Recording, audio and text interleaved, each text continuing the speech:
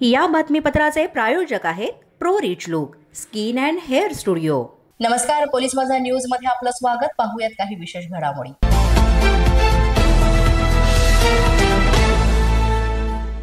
मुंबईला भेट देणाऱ्या पर्यटकांच्या सोयीसाठी आणि शहराची आर्थिक उलाढाल वाढवण्यासाठी महत्त्वाचा असलेल्या गेटवे ऑफ इंडिया येथील प्रवासी जेटी प्रकल्पाविरोधात दाखल केलेल्या सर्व याचिका सर्वोच्च न्यायालयाने फेटाळलेल्या आहेत। त्यामुळे 229 कोटींच्या महत्त्वाकांक्षी प्रकल्पाचा मार्ग आता पूर्णपणे मोकळा झालाय। भारताचे सरन्यायाधीश बी.आर. गवई आणि न्यायमूर्ती के. विनोद चंद्रन यांच्या खंडपीठानं याचिकाकर्ते आणि महाराष्ट्र सागरी मंडळ या दोन्ही बाजूंचं म्हणणं सविस्तर ऐकलं आणि ते ऐकून घेतल्यानंतर हा निर्णय दिलेला आहे। मंत्री नितेश राणे आणि महायुती सरकारच्या या महत्त्वाकांक्षी जेटी प्रकल्पामुळे मुंबईकरांना समुद्री प्रवास आधुनिक आणि सुरक्षित तसंच जलद सुविधा घेता येणार आहे। या टर्मिनलमध्ये प्रतीक्षालय, तिकीट काउंटर, प्रशासकीय कार्यालय आणि पार्किंगची व्यवस्था उपलब्ध करून दिली जाणार आहे। सध्याची जेटी टप्प्याटप्प्यानं बंद करून त्या जागी नवीन जेटी सुरू करण्यात येईल। हा प्रकल्प कार्यान्वित झाल्यावर गेटवे परिसरातील जलवाहतूक क्षेत्र अधिक मजबूत होणार आहे आणि सागरी प्रवासाला चालना मिळेल। यामुळे मुंबईकरांना गर्दी आणि वाहतूक कोंडीतून सुद्धा दिलासा मिळून आधुनिक टर्मिनल, सोयीस्कर प्रतीक्षालय आणि सुरक्षित प्रवासाचा एक चांगला अनुभव घेता येणार आहे।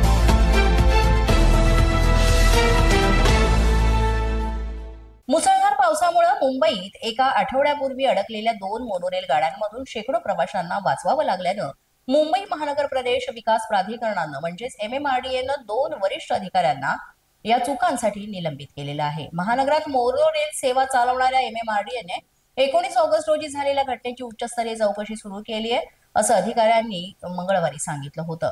मानक कार्यप्रणाली यांच्या प्रारंभिक पुनरावलोकनानंतर MMRDAने मुख्य अभियंता सिग्नल आणि टेलिकॉम मधील मनीष सोनी आणि व्यवस्थापक सुरक्षा राजीव गीते यांना निलंबित केलेलं आहे। प्राधिकरणाच्या एका अधिकाऱ्याने याबाबत माहिती दिली। हलगर्जीपणाचा ठपका ठेवून निलंबित केल्याची माहिती देण्यात आली आहे। ही घटना घडली तेव्हा हे दोनही अधिकारी अनुपस्थित होते, रजेवर होते, त्यांच्यामुळे ही कारवाई करण्यात आली। मुख्य अभियंता सिग्नल आणि टेलिकॉम मनीष सोनी आणि व्यवस्थापक राजीव गीते अशी निलंबित केलेल्या अधिकाऱ्यांची नाव आहेत।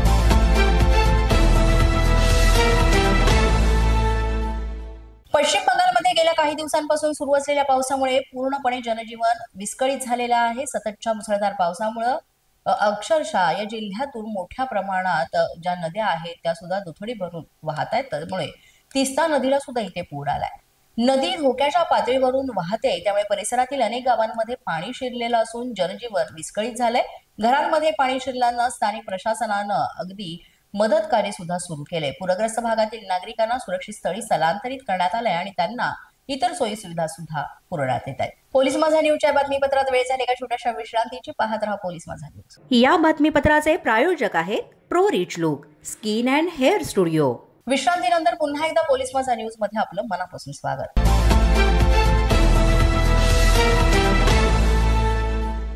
अभिनेता शाहरुख खान याची मुलगी सुहाना खान ही अलिबाग मधील जमीन प्रकरणामध्ये अडचणीमध्ये आली आहे। सोना खाननं शासनाकडून शेतकऱ्यांना शेतीसाठी देण्यात आलेली जमीन परवानगीशिवाय विकल्याचा प्रकार अलिबाग तालुक्यातील थळ इथं समोर आलाय।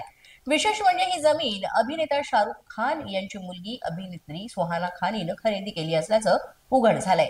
या विक्री प्रकरणाची चौकशी सुरू असून अलिबाग तहसीलदारांकडून वस्तुनिष्ठ अहवाल मागवण्याचे आदेश निवासी उपजिल्हाधिकारी संजय शिर्के यांनी दिलेत।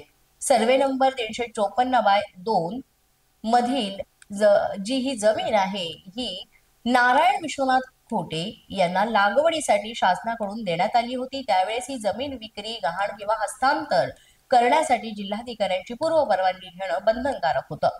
मात्र ही अट न पाळता 2023 मध्ये नोंदणीकृत साठे कराराद्वारे ही जमीन सुहाना खानीला विकण्यात आल्याचं समोर आलेलं आहे। तब्बल 12,21,00,000 रुपयांचा हा व्यवहार परवानगीशिवाय झाल्यानं प्रशासनानं आता चौकशीला सुरुवात केली आहे।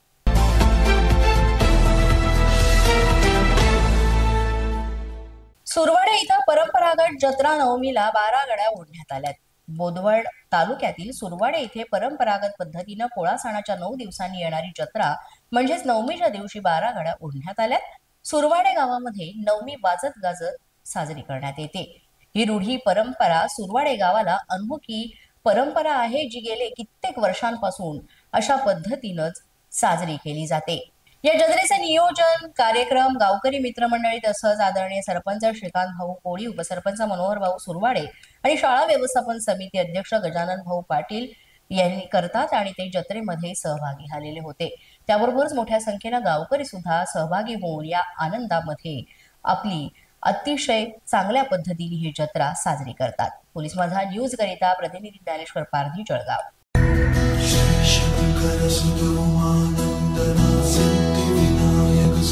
पोलीस माझा न्यूज तर्फे गणपती माझा उपक्रमात सहभागी व्हा। आपल्या घरातील किंवा मंडळातील गणपती सजावटीचा 2 मिनिटांचा सुंदर व्हिडिओ तयार करा आणि आम्हाला व्हॉट्सअपवर पाठवा। पोलीस माझा न्यूज या YouTube चॅनलवर आपल्या सजावटीचे व्हिडिओ दाखवले जातील आणि त्यातून 5 उत्कृष्ट सजावटीची निवड केली जाईल। तेव्हा लवकरात लवकर आमच्या व्हॉट्सअपवर आकर्षक सजावटीचे व्हिडिओ पाठवा। यासाठी आमचा व्हॉट्सअप क्रमांक आहे 7977201298।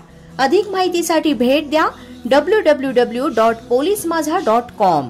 पोलीस माझा न्यूजच्या बातमीपत्रात आज इतकंच। तुम्हाला आमचं बातमीपत्र कसं वाटतंय याबाबत अवश्य अभिप्राय कळवा।